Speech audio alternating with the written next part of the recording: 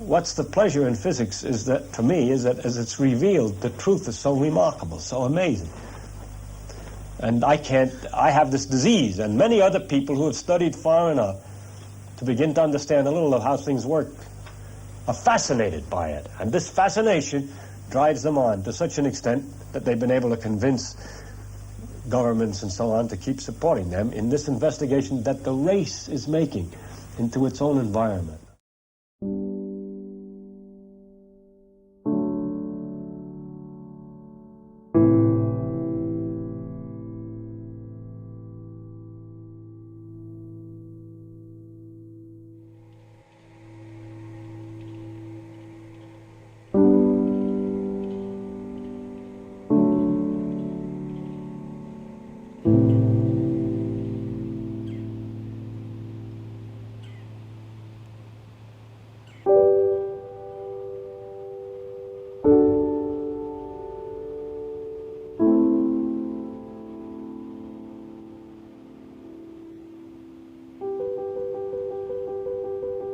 McCormick Observatory was finished in 1885. The telescope has been used since its beginning for astronomical research up until about 1994.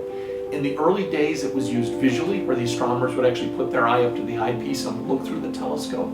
Beginning around 1914 they started doing photography, and they were measuring the distances to the nearby stars. McCormick Observatory is famous because by the early 1990s there were about 10,000 stars whose distances astronomers knew, and about a third of those were measured at McCormick Observatory, and that's as many as any other observatory in the world. And for that reason, the observatory is on the National Register of Historic Places as being of national significance, and it's also a Virginia landmark.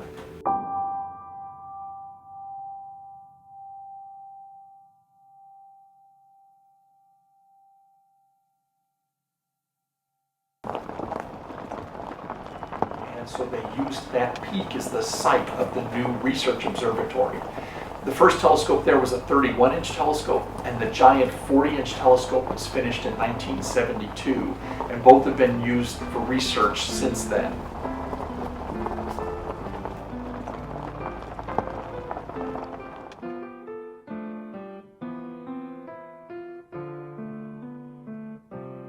Today, the 31-inch telescope is an infrared telescope.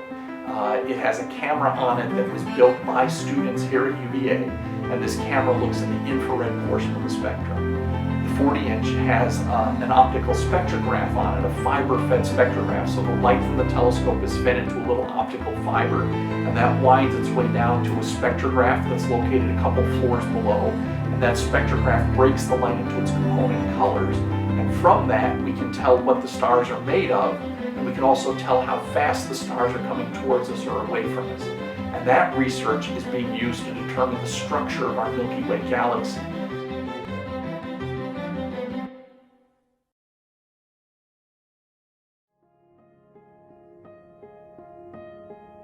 You know, I think there are a couple things that the public find astounding when they look at things through a telescope. And the first one is just how phenomenally far away things are and how small and tiny the Earth is.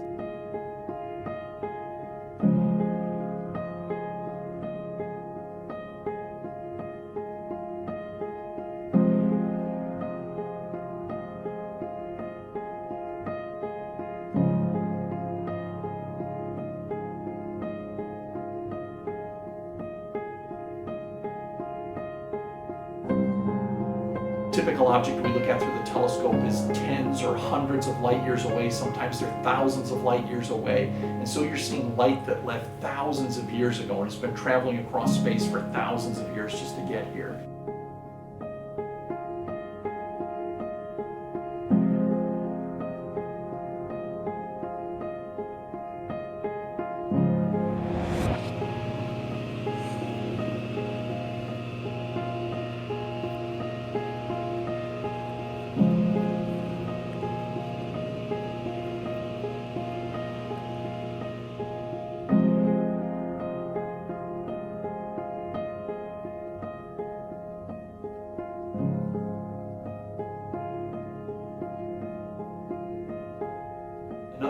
astounding thing people don't realize is that the atoms that are in their bodies actually came from the stars. And so sometimes we can show them dying stars which are shedding those atoms back out into space and make them realize that those atoms will someday become part of a new star in a new solar system that may very well have life around it.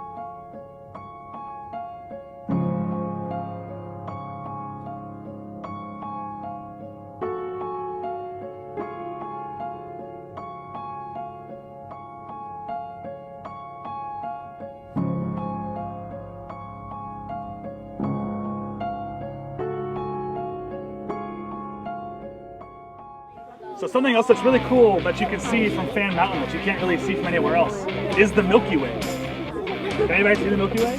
No idea where it is. We're in it. We're inside of it. So we get a very unique perspective. We're inside of the Milky Way, which is a flat galaxy, it's a distant galaxy. And we're stuck right in the middle of it. So when we look out in the sky, we see it as a band across the sky. Why do they call it the Milky Way? So it looks kind of milky. Something about, hey, that looks like someone's poured milk on the sky. That is called the Milky Way. Here